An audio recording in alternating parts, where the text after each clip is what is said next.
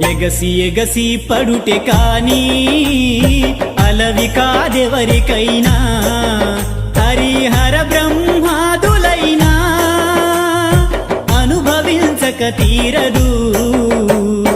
ఎవరి గతి ఎటులున్నదో ఈశ్వరుని కెరుక, ఈశ్వరుని కెరుక. ఏ విధముగా జరుగునో పరమాత్మ కెరుక, పరమాత్మ కెరుక.